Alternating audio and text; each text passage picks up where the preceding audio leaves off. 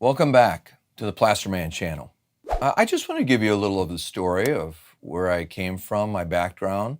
I was raised here in the Midwest in Illinois, and my uncle and cousins were in the masonry trade, bricklaying, block laying, that sort of thing. And I would mix for them in the summers when I was off from school. But there's many other jobs that I've had. I just put down a list here. A cashier at a grocery store. I mopped floors and was a janitor in a courthouse where I worked while in high school in Marshalltown, Iowa. I steam cleaned carpets in office buildings with my father. I also worked interior and exterior painting with my dad for many years. I did window washing in a retirement village in Chicago. And I worked as a waiter in a French restaurant. So my jobs have really varied quite a bit. Then I got an invitation to move to New York City in 1980. And in 1982, while I was out there, I was made a member of the home plaster shop at 124 Columbia Heights. And I worked out there a few more years. And I found that was my calling. That was the trade, and still is, the trade that I love. 2017, this year, marks 35 years that I've been doing plastering. Now, there's a couple things that I noticed as I got into this trade of plastering. For one thing, not many people do this type of work. And a lot of that has to do with plasterers aren't the greatest communicators. They keep the secrets and the knowledge of this trade to themselves. And today, plasterers are working really on the outside of buildings a lot. So they really haven't been doing a lot of interior plaster repair work. So this is a wide open field, but a lot of people, homeowners especially, have found it very frustrating over the years to try to find the right materials, to do the work the right way. And that has always bothered me. So I felt I want to do something about it. So I thought, well, here I am. I've got a small plaster repair business in Illinois.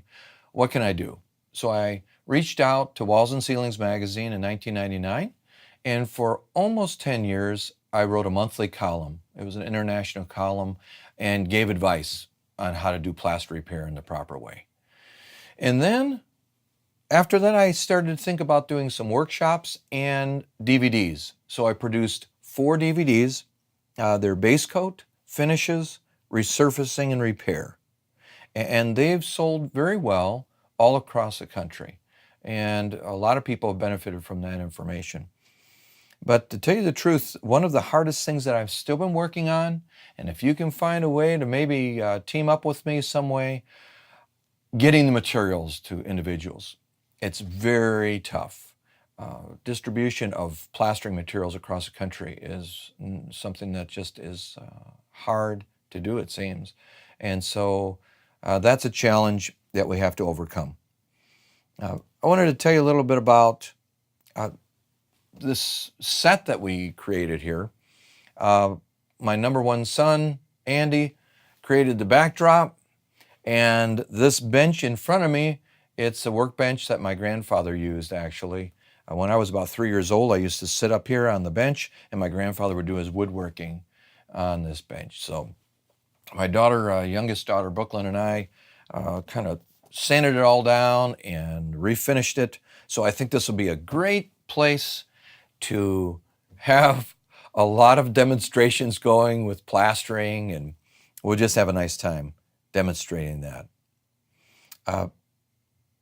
I also was thinking about this picture back here.